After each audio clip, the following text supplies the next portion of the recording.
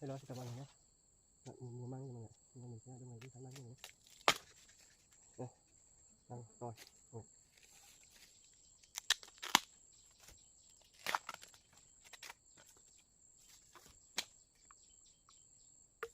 Đây, măng to mọi người.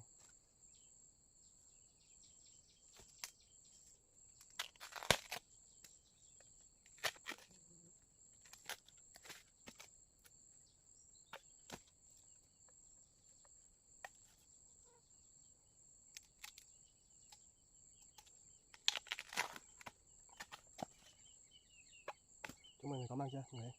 Chúng mình măng bắt được măng mọi người. Mình hái được hơi nhiều rồi mọi người. Hôm nay mình đi thăm dê mọi người. Đi thăm dê.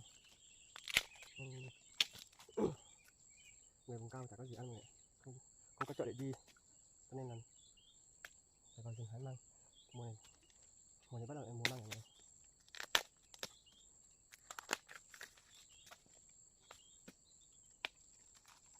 Con dê mình cũng về rồi mọi người. Mình cũng hái lên xong rồi còn đi về mọi người.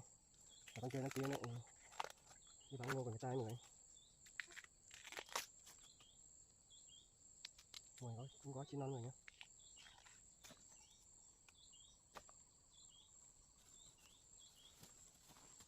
Đây mọi người, mình hái được nhiều mọi người. Rất cơm mọi người.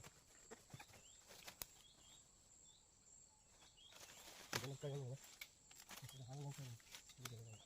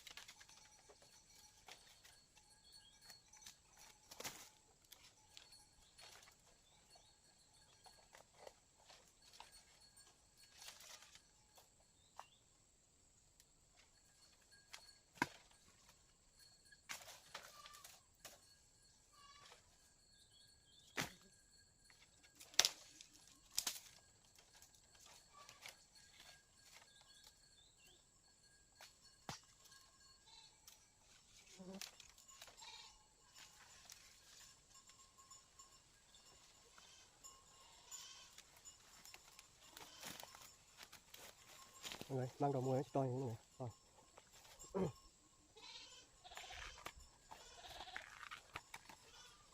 Dê mình về rồi mọi người. Hái nhanh đi đổi dê mọi người.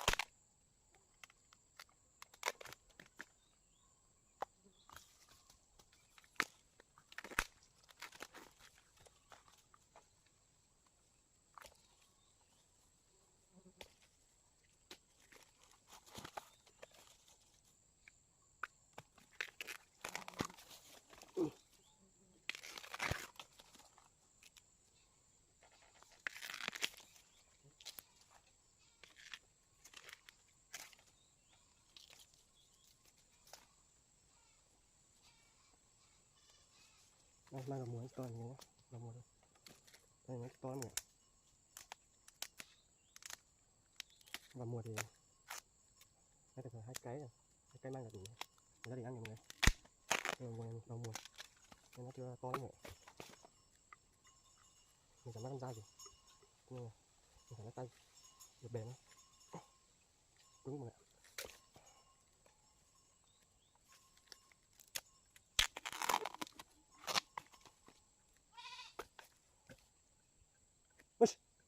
Mai cây đây túi mọi người, còn 2 cây nữa mọi người. Đây túi.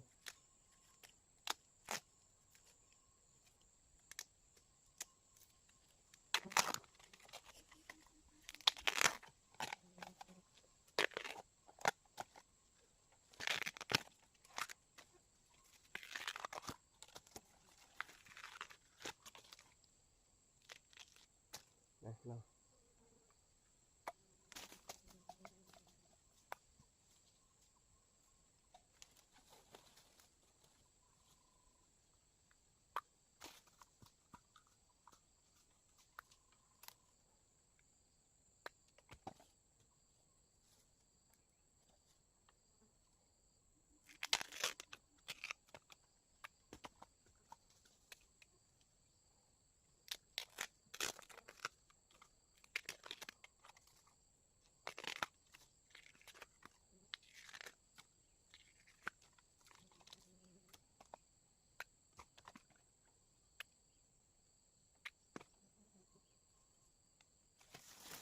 Đây, cây cứng này, không có ra luôn, cứng quá, có bể này. Đây, mình chỉ lấy phần non nữa mọi người nhé.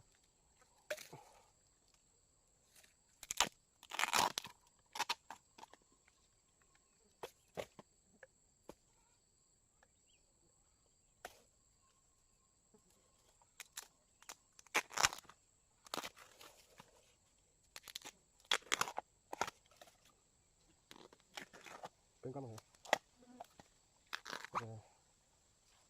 3 giờ rồi, quá căng, cũng nói lắm rồi.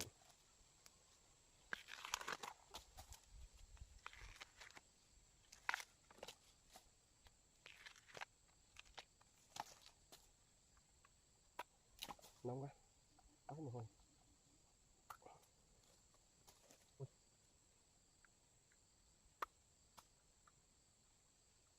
Mình chỉ lấy phần mà mình ăn được không mình nhé, còn không ăn được vứt đi.